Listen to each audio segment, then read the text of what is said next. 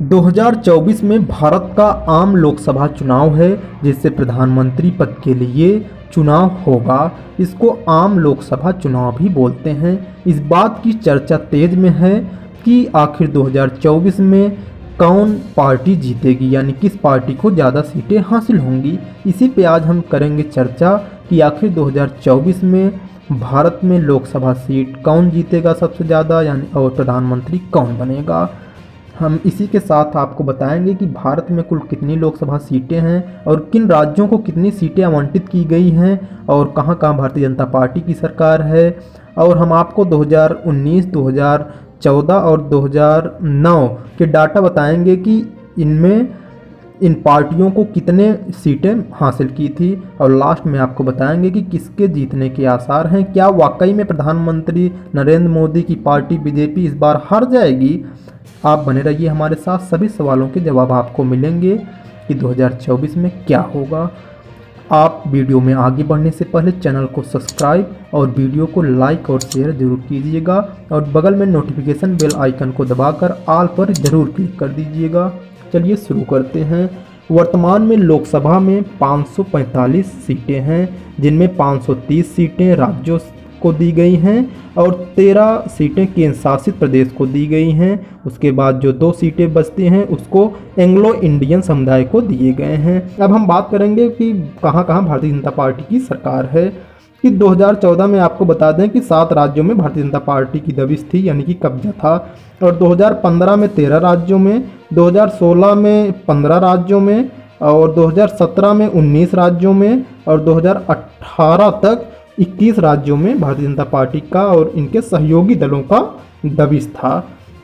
अब 2022 में 18 राज्यों में इनका कब्जा है और इनके सहयोगी दलों को मिलाकर, जिनमें अरुणाचल प्रदेश, गोवा, मणिपुर, असम, गुजरात, मध्य प्रदेश, कर्नाटक, हिमाचल प्रदेश, उत्तर प्रदेश, उत्तराखंड में इनकी अकेली सरकार, यानी कि भारतीय जनता पार्टी की बहुमत की सरकार है इतने राज्यों में, जो कि यहाँ इनकी बहुमत की सरकार है। इन राज्यों में अरुणाचल प्रदेश, गोवा, मणिपुर, असम, गुजरात, मध्य प्रदेश, कर्नाटक, हिमाचल प्रदेश, उत्तर प्रदेश, उत्तराखंड, इनमें लोकसभा की 192 सीटें हैं। और उसके बाद जहाँ जहाँ इनकी सहयोगी दलों की मतलब सरकार है, बिहार, हरियाणा, मेघालय, मिजोरम, नागालैंड, सिक्किम, त्रिपुरा, पांडुचेरी में, तो वहाँ 58 लोकसभा सीटें हैं इनकी।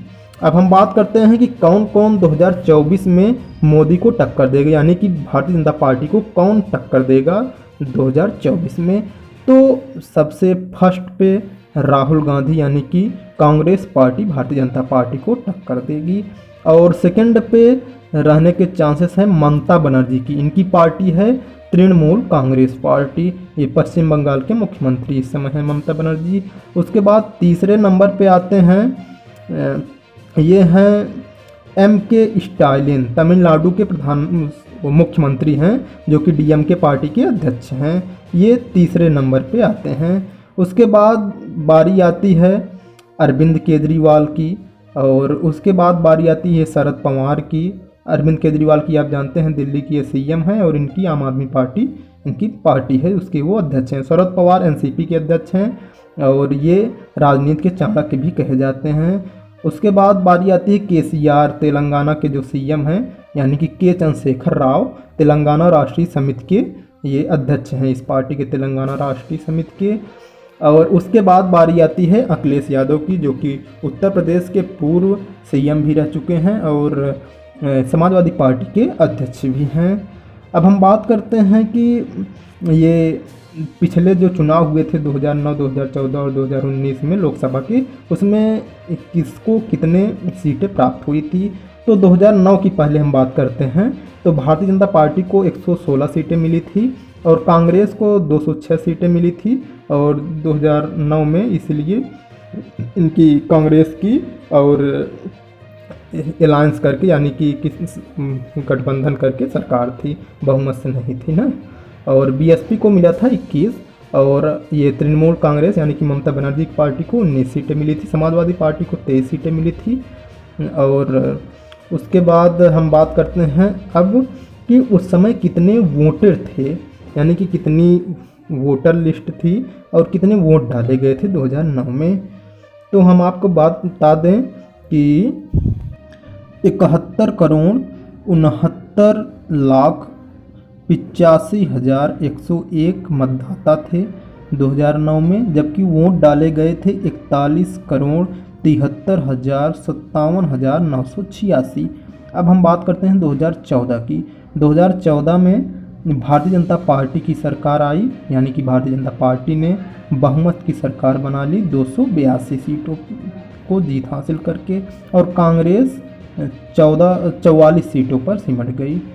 और उसके बाद तृणमूल कांग्रेस 34 सीट सिमट गई, समाजवादी पार्टी 5, आम आदमी पार्टी इस बार आई और 4 सीटें इन्होंने अपने लिए बना लिए।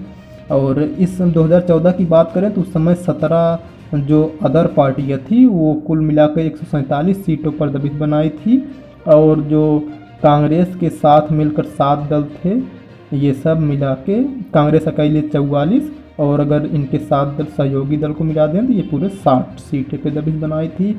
और भारतीय जनता पार्टी के साथ कुल मिलकर 11 सहयोगी दल थे, जो कि इनके सब की सीटें मिला देते तो 336 सीटें हो जाएंगी।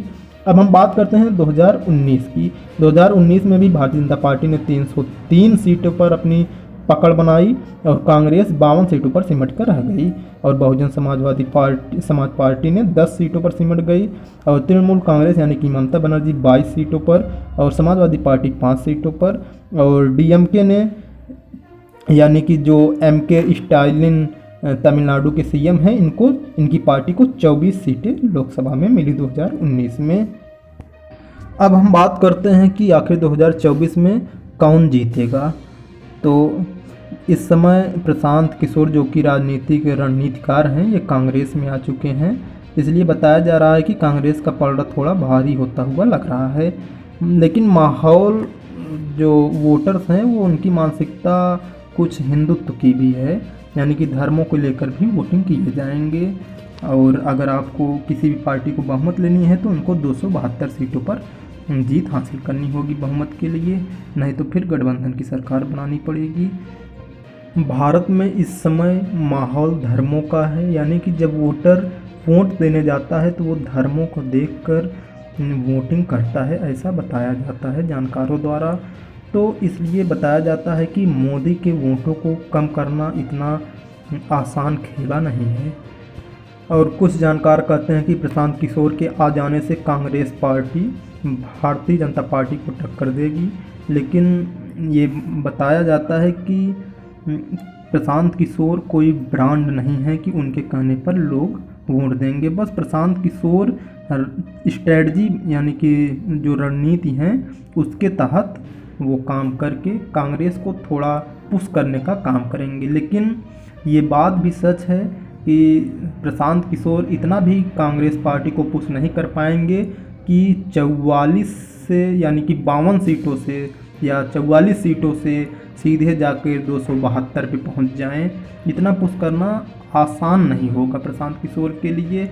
और जबकि भारतीय जनता पार्टी को 303 जो सीटें हैं उसके पास, उससे घटाकर 272 से नीचे लाना ये भी कोई आसान खेला नहीं होगा। अगर भारतीय जनता पार्टी को थोड़ा बहुत भी शिकस्त कोई पार्टी देता है, चाहे ममता बनर्जी दें पश्चिम बंगाल की मुख्यमंत्री, चाहे या फिर राहुल गांधी ही दे कांग्रेस दें, या कोई भी दे तमिलनाडु के सीएम स्टालिन दें, या के चंद्रशेखर राव दें, या शरद पवार दें, कोई भी अगर शिकस्त देता है प्रधानमंत्री मोदी को, तो ऐसा लगता है कि बस इनकी सीटें जो कि 303 हैं वो घटकर 274 से 280 के आसपास आ सकती हैं।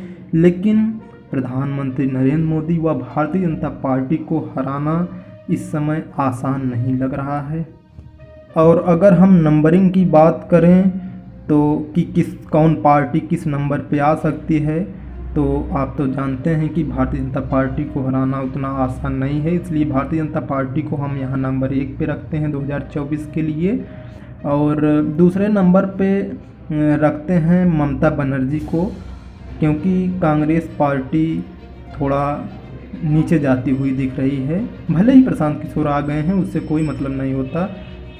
क्योंकि प्रशांत किशोर से भी अच्छे अच्छे रणनीतिकार बैठे हैं, बस वो इतना विख्यात नहीं है बस।